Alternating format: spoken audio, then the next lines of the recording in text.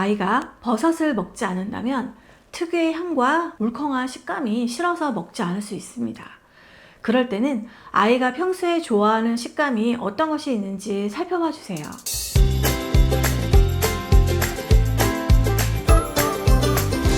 안녕하세요. 재현쌤의 육아쉼터 재현쌤입니다. 아이가 특정 음식을 잘 먹지 않거나 식사 시간을 힘들어하는 등 식습관 지도에 어려움이 있는 부모님들이 많으시죠? 인터넷이나 병원까지 가서 그 해결 방법을 찾아보지만 방법을 찾기는 어렵습니다. 인터넷에서 넘쳐나는 수많은 좋다는 방법을 써봤는데 우리 아이에게는 아무 효과가 없고 또 통하지 않을 때 어떻게 해야 하는지 고민이 많으실 텐데요. 그 이유는 아이마다 먹지 않는 이유가 각각 다르기 때문입니다. 이유가 다르면 거기에 대한 방법도 달라져야 합니다. 유치원에서도 부모님들과 상담할 때 가장 많이 이야기하는 부분이 식습관 지도에 관한 이야기인데요. 아이들의 안 먹는 유형도 제각각이라 채소를 아예 입에 안 대려고 하는 아이도 있는 반면 채소는 먹지만 너무 오래 씹거나 물고 있는 아이도 있습니다. 오늘은 아이의 여러 가지 식습관 문제, 어떤 이유나 원인으로 시작되었는지 알아본 후에 적절한 해결 방법을 내 아이에 맞게 알아보는 시간을 가져보도록 하겠습니다. 아이가 안 먹는 이유를 질감 유형, 발달 유형, 기질 유형, 양육 유형 이렇게 안 먹는 아이 4가지 유형으로 나눠서 유형별 Q&A로 해결 방법을 찾아보겠습니다. 먼저 잠깐 화면을 멈춰서 다음에 띄워드리는 표의 내용을 읽어보세요. 버섯과 향이 강한 야채를 먹지 않는다. 물컹거리는 음식은 먹지 않는다. 좋아하는 음식만 먹으려 한다. 음식을 주면 받아 먹기는 하는데 오래 물고 있거나 씹다가 뱉는다. 먹다가 헛구역질을 한다. 음식을 잘게 잘라야 먹는다. 밥 먹는 것에는 관심이 없고 밥 먹는 동안 돌아다닌다. 새로운 음식을 먹지 않는다. 음식의 색깔, 온도, 냄새가 조금 바뀌어도 알아차리고 잘 먹지 않는다. 한 끼 먹는데 1시간 이상 걸린다. 아이를 먹이는 일이 너무 스트레스이다.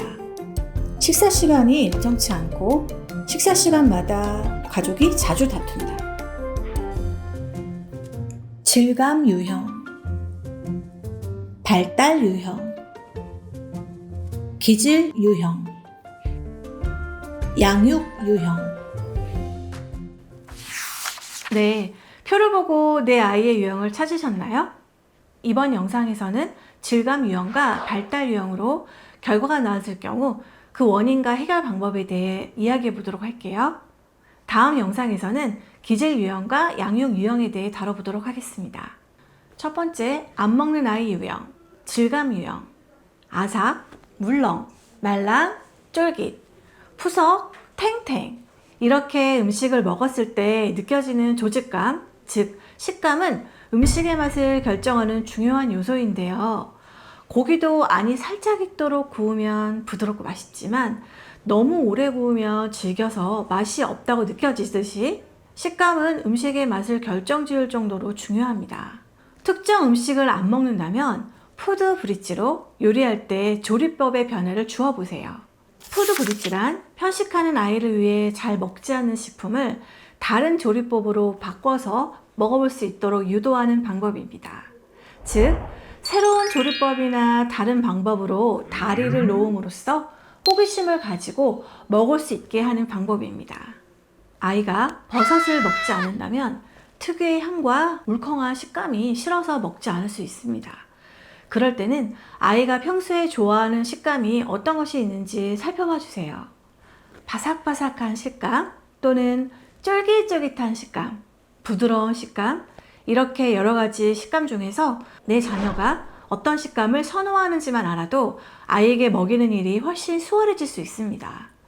버섯의 물컹한 식감은 기름에 살짝 볶은 후에 조리하면 쫄깃해져서 고기 같은 식감으로 바뀌고, 다른 채소와 섞어서 튀김이나 전으로 만들면 바삭한 식감으로 바뀝니다. 또 야채를 먹지 않는다면 바꿀 수 있는 조리법은 오이는 살짝 데쳐내면 특유의 향이 줄 수 있고, 간장이나 식초에 절인 뒤에 참기름이나 들기름으로 살짝 더듬히면 향을 걷어낼 수 있습니다. 피망이나 파프리카는 친숙하거나 달거나 짭짤한 등의 자연스럽게 선한 음식과 함께 주는 방법도 있습니다.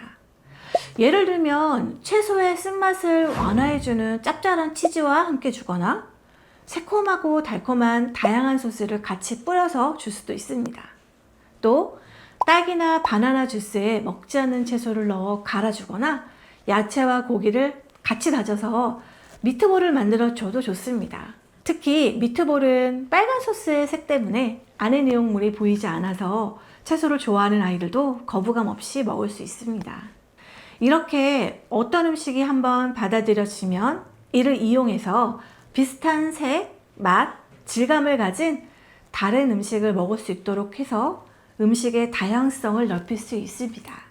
예를 들면 호박을 먹었다면 그 다음에는 으깬 고구마를 먹을 수 있고 그 다음에는 으깬 당근을 시도할 수도 있습니다. 생선이나 고기를 먹지 않는 경우도 있는데요. 고기는 시간이 지나면 누린내가 나기 시작하고 생선은 불포화 지방이 많아서 시간이 지나면 기름이 쉽게 산패돼서 비린맛이 강해질 수 있습니다.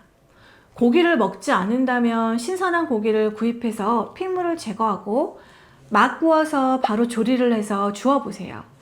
생선도 약간의 소금간을 해서 직화구이를 하거나 생선 조림을 해주면 좋습니다.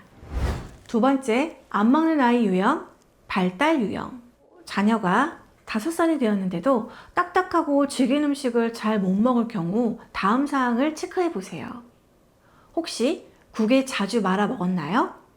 이유식을 9에서 10개월경에 시작했나요? 아이가 먹기 쉬우라고 부드러운 음식들 위주로 주고 잘게 잘라서 주나요? 이 중 어느 하나라도 해당이 된다면 아이는 씹기 훈련이 부족해서 씹는 습관이 아직 덜 되어 있을 확률이 높습니다. 평소에 아이가 음식물을 씹는 모습을 잘 관찰해 보세요. 턱의 움직임이 위아래로 잘 움직이는지, 좌우로도 움직이는지, 또 몇 번 씹다가 삼키는지를 확인해 보세요. 씹기 습관이 제대로 형성되지 않았다고 판단이 되면 씹는 연습을 해보기를 추천드립니다. 아이에게 잘 씹는 것이 왜 중요한지를 설명하고 냠냠냠 소리를 내며 숫자를 세어보면서 연습을 해보세요. 음식을 씹는 활동은 뇌 발달과 깊은 연관이 있습니다. 씹는 활동을 하면서 타액이 분비되면서 뇌의 혈류량을 증가시켜서 뇌 발달도 도울 수 있습니다. 또한 음식물을 꼭꼭 씹어서 먹으면 소화 호르몬이 분비되어서 되뇌 변형계의 해마를 자극해서 기억이나 학습 능력도 향상시킬 수 있습니다.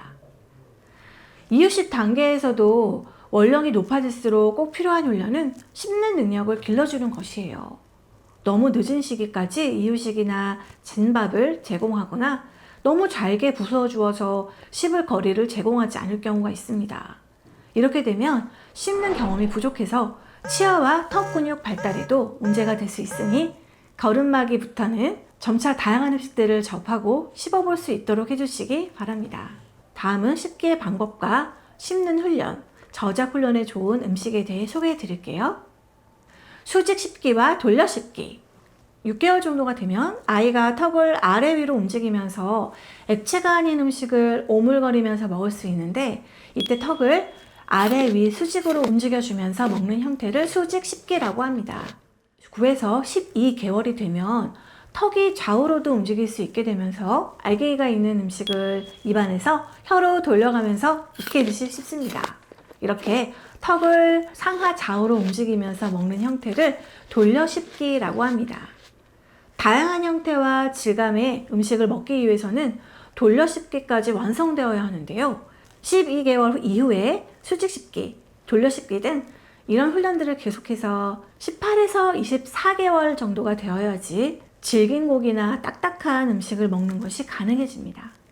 수직 씹기에 좋은 음식, 사과, 배와 같이 씹으면 조각이 나는 과일은 수직 씹기에 적당합니다. 바나나나 망고, 포도, 복숭아처럼 물컹한 조직의 과일은 씹기 활동에 어울리지 않습니다. 돌려 씹기에 좋은 음식, 오징어, 마른 치즈, 마른 과일, 젤리같이 조직이 단단한 음식이 적당합니다. 음식을 오래 물고 있는 아이의 경우 그 이유가 씹기가 힘든 것인지 먹기가 싫은 것인지 잘 구분해야 합니다. 입에 음식을 잘 넣었는데 물고 있다면 일단 먹기가 싫은 것은 아니지만 오래 물고 있다 보니 음식의 수분이 다 빠져서 퍽퍽해져서 삼키기 힘든 이유도 있습니다. 이럴 때는 한 끼 식사량과 한 입에 들어가는 음식의 양을 잘 조절해 주세요. 목으로 삼키는 것이 부담되지 않을 정도의 양을 조절해서 아이가 잘 씹을 수 있는 양을 잘 살펴서 주시기 바랍니다. 단, 물이나 국에 말아주는 것은 씹기 훈련을 방해할 수 있으니 주의해 주세요. 또 씹는 훈련을 하다 보면 시간이 길어질 수도 있습니다. 하지만 식사 시간이 길어지면 아이가 힘들어하거나 먹는 것에 대한 부정적인 인식이 생길 수 있으니 식사 시간은 40분을 넘기지 않도록 하는 것이 좋습니다. 그리고 이렇게 격려해 주세요. 다 먹지 못해서 아쉽지만 괜찮아. 오늘은 고기를 잘 먹었네? 내일은 다른 음식도 다 먹을 수 있을 거야. 오늘은 음식을 안 먹는 아이 4가지 유형 중 2가지 유형에 대해서 이야기 나누어 보았습니다. 오늘 육아쉼터에서 잘 쉬셨나요? 다음 시간에는 기질 유형과 양육 유형에 대해 다뤄보도록 하겠습니다. 오늘도 육아하시느라 많이 수고하셨습니다. 감사합니다. 다음 시간에 만나요. 안녕.